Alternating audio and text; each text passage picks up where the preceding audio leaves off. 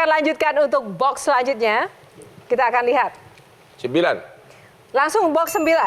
Hot game, lagi-lagi hot game. Nah, Bang Hotman, dalam hot game ini, bintang tamu harus beradu pantun gombal. Nah, ini dengan para panelis. Ada Batejo, Valen, dan juga Abdur. Oke, silakan pilih siapa? Batejo. Batejo. Oke, Batejo ya. Yang seumuran. Kita akan lihat ini laga duel. Bikin pantunnya Mbah Tejo dan juga Bang Hotman. Untuk kemudian silakan boleh memberikan pantun itu kepada Kania atau kepada Sarah. Kita mulai dari Bang Hotman terlebih dahulu. Bang Hotman mau bikin pantun untuk siapa? Rayuan dan gombal untuk siapa? Siapa namamu tadi? Sarah. Sarah. Oke, silakan. Cek IG udah di. Saat aku bekerja, yang terlihat adalah wajahmu di kertas perkara gua. Dan itu terjadi tiap pagi. Kadang wajahmu seperti berlian menyala-nyala di mataku. Udah, gitu doang. Oke. Udah dikodein. Udah. Oke, tadi Wajahnya kayak kertas perkara juga nggak apa-apa. tadi Bang Hotman untuk Sarah. Sekarang Mbak Tejo untuk Kania berarti. WA bapak-bapak semua nih. Kania,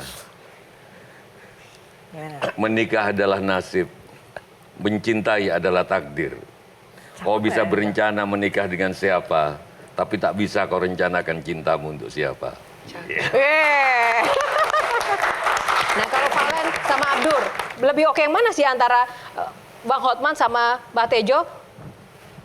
Abdur dulu deh. Kalau saya ungkapan perasaan dari orang yang tidak pandai merangkai kata itu biasanya jauh lebih jujur. Jadi? Karena Mbak Sujiwo Tejo itu pandai merangkai kata dalam urusan ini, maka saya memilih Bang Hotman. Bang Hotman. Valen. Antara Hotman Paris dan Sujiwo Tejo. Kalau orang Batak itu, Kak, itu udah lembut banget itu. Itu harus kita hargai. Karena biasanya gini orang Batak itu, sayang kali aku sama kau. Mau kau sama aku? Udah lembut banget itu.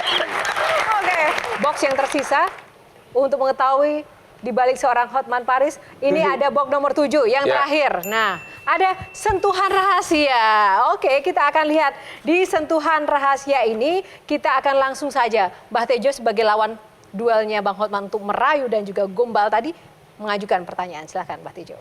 Oke, saya jadi teringat ada filosof Jawa namanya Ki Ageng Suryo Mentaram. Dia putranya Sultan Hamengkubuwono VII yang membelot. Nggak pengen jadi raja lagi karena capek melihat kerajaan. Jadi dia jadi tukang kuli, dari tukang gali sumur dan lain sebagainya. Sekarang bikin bukunya begini. Yang orang sering lupa gitu, bahwa kebahagiaan itu naik turun, osilatif. Pengen punya Alphard, terus tiba-tiba punya Alphard, seneng, lama-lama 3 bulan udah nggak tahu nih macam Alphard. Terus turun lagi, pengen ini. Satu, itu dirasakan nggak oleh Bang Hotman? Orang ngelihatnya enak, Hotman seneng punya sekian diskotik. Bang Hotman sudah nggak ngerasa seneng karena udah tiap hari seperti itu. Bener nggak? Iya, perasaan itu ada. Karena yang bikin kita semangat hidup itu adalah kalau ingin selalu mencari lagi yang berbeda dengan apa yang sudah kita capai. Kalau itu ada terus, itu yang bikin kita makin terus survive. Jadi sebenarnya udah nggak ngerasa apa-apa? Ada, tapi maksudnya masih sesudah dapat. Yang belum dapat? Nah, yang belum sesudah dapat, ya biasa lagi, ya kan perasaan itu. Maunya naik lagi gitu loh. Cincin ini kerasa sesuatu nggak bagi abang? Sebenarnya ini hanya ciri khas saya. Sebenarnya itu by accident. Gara-gara saya itu kebiasaan ngomong begini. Akhirnya lama-lama karena banyak komentar positif, cincinnya bagus, akhirnya saya beli benaran yang paling mahal kayak begitu. Bukan artinya sampai nggak kerasa seneng karena udah biasa? Atau udah biasa, nggak kerasa lagi. Oke. Ya, nggak Kalau kerasa gitu lagi. pertanyaan Benar. Kalau gitu pertanyaan berikutnya, saya selalu disuruh oleh orang tuaku dulu kalau ngeliat orang sukses, selalu aku harus menanya, berapa kali kau gagal dalam hidupmu? Berapa kali Hotman terpuruk? Saya pernah mau bunuh diri waktu saya di Bank Indonesia. Jadi saya dulu sudah di kantor pengacara internasional paling top punya Anan Buyu, yaitu namanya NLH Nasution Dubes Hadi Putranto. Bos saya juga sebelum saya pindah ke Makarim ya, bos saya bule-bule semua. Itulah waktu itu saya bersaing dengan Otto Hasibuan di mana saya yang lolos. Waktu saya masih umur 20, saya lulus paling cepat dari kampus. Tiba-tiba saya ditawarin Profesor Subekti, dekan mau nggak di Bank Indonesia tanpa testing? Kata saya mau, karena saya pikir Bank Indonesia itu kan pasti lebih kaya. Temboknya kan gede-gede. Masuklah saya ke sana, gue tinggalin lah ini yang hasil perjuangan yang sudah Lolos testing lolos, masuk saya di Bank Indonesia. Ternyata beda dunia. Gubernur BI sekarang ada teman sekolah saya di sana, sama-sama terima. Mulailah dimasukkan ke pendidikan. Yang pertama disuruh diajari neraca sama hitung dagang yang sangat saya benci. Dan akhirnya saya nggak pernah mau ikut kelas. Sampai ujian pun kan kita kan dididik kan. Saya nggak tahu di mana debit kredit karena memang saya nggak mau belajar. Apalagi hitung dagang. Akhirnya apa? Tiap hari kelas digojlok itu kan ketat. Saya tidak ngerti pelajarannya karena makin dalam kan accounting segala macam. Akhirnya apa? Mulailah frustasi. Dilihat kita semua kerja bikin soal, kitanya gua ngerti juga kagak. Akhirnya dianggap orang saya bodoh sama stres. Lama-lama jadi stres beneran. Karena saya udah gak kuat lagi. Saya termasuk orang yang dari kecil selalu juara 1 atau juara 2. Nggak pernah nggak juara. Tiba-tiba di kelas itu, bulan demi bulan jadi bahan cemoohan. Karena dianggap bodoh sama, udah mulai dianggap gila. Pada saat saya mau minum, di depan ternyata tiba-tiba tukang beca lagi ketawa-ketawa. Saya baru sadar, tukang beca bisa ketawa-ketawa. Saya lempar, akhirnya saya bertekad mulailah bangun lagi. Bangun, harus bangun-bangun. Saya mengundurkan diri dari Bank Indonesia. Disitulah saya langsung melamar lagi jadi lawyer. Dia pernah. Kalau gitu karena tukang becanya pasti udah nggak tahu siapa namanya dan Nggak tahu. Nggak tahu. Karena Kalau yang gitu, jelas bahwa mereka begitu. saran saya gimana kalau menghibahkan sekian M untuk seluruh tukang beca karena sampean berhutang budi sama tukang beca. Mudah-mudahan. Loh, kenapa mudah-mudahan Bang? Kenapa nggak mau? Jadi mereka sangat ceria, Oke. ketawa-ketawa gitu loh. Nah, Bang, kalau dari saya kan orang Batak prinsipnya ada 3. Hamoraon, Hagabeon, Hasangapon. Ya. Kekayaan, keturunan, sama kehormatan. Nah, Abang udah ada semua. Kira-kira seperti itu. Abang kira-kira apa lagi berarti yang Abang mau cari? Itulah yang saya cari terus tiap hari. Bukan sudah. Ya itulah. Tidak pernah puas. Tidak maksudnya. pernah puas. Itulah. Apa mungkin harus give back? Mungkin Abang harus ke berinvestasinya nggak ke Kelapa Gading lagi, tapi ke Utagurgur, ke Siantar, ke Tarutung, ke Harta Abang itu kalau misalnya Samosir. digunakan untuk bikin sekolah itu bisa banyak banget loh daripada bikin klub misalnya. Misalnya Kenapa beasiswa nggak bagi suka anak-anak doang? tukang beca.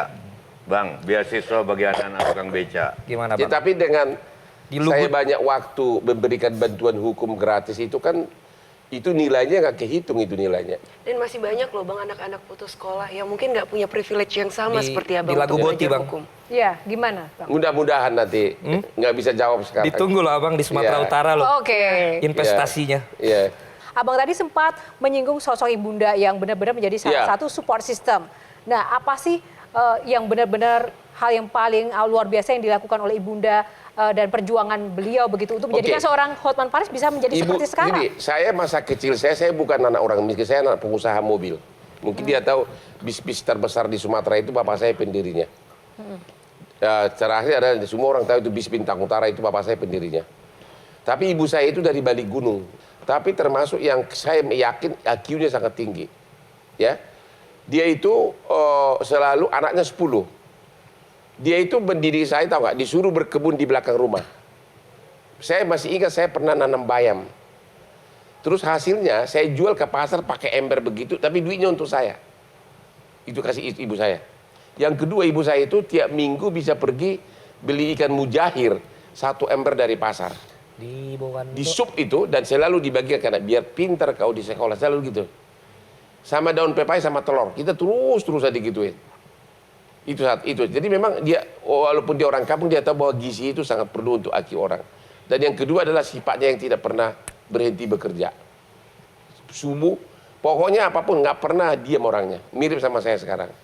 Makanya waktu dia meninggal itu saya sangat menangis karena apa? Ternyata dia sudah ada darah tinggi, saya nggak tahu.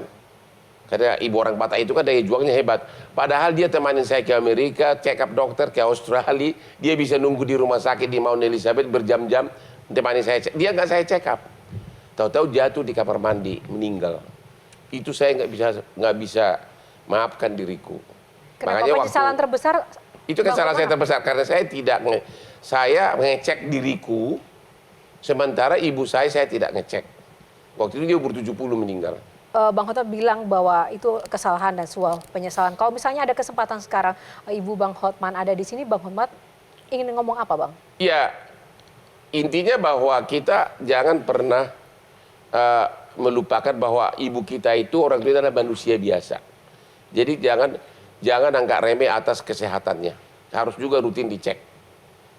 Ya itu, dan juga kasih perhatian karena jangan sampai terlambat. Bang, kalau memang dekat sama ibu yang sangat jenius itu, ketika dalam tanda kutip abang main-mainin perempuan, Aku nggak mainin, enggak dalam pengertianku, apa enggak suka ingat sama ibu? suka. Oke. Kira-kira itu akan Oke. membuat ibu bangga nggak? Kenapa? Oke, apakah ibu bangga kalau ibu ada? Melihat Bang Hotman? Tentu seorang ibu tidak akan bangga kalau melihat anaknya nakal. Karena saya kan nggak terlalu nakal, cuma dikit nakalnya. Lebar nakal banget, tapi dikit agak nakal. Oke, baik. Baik, yang pasti yang bisa kita teladani di Bang Hotman adalah tadi kerja keras ya, dan juga bagaimana seorang ibu ini menjadi bagian paling penting inspirasi Bang Hotman Ya. untuk terus bekerja keras sampai titik ini, dan juga tadi harus berpikir out of the box di Ya. setiap hal, karena itulah yang membuat kita berbeda. Tapi Dan out of the box itu bukan karena kita mau, tapi kan lahir dengan sendirinya. Talenta, karena ya? bawaan talenta, bawaan biologis. Dan talenta itu pun juga harus bisa kita sadari dan kita kembangkan. Kalau kita sadar punya talenta tidak ingin dikembangkan, itu juga tidak Benar. akan berguna. Dan itulah tepuk tangan untuk Hotman Paris yang mengembangkan talentanya, akhirnya menjadi pengacara yang luar biasa. Baik, sukses terus Bang Hotman. Terima Thank you. kasih sudah berada di Q&A dan juga para panelis.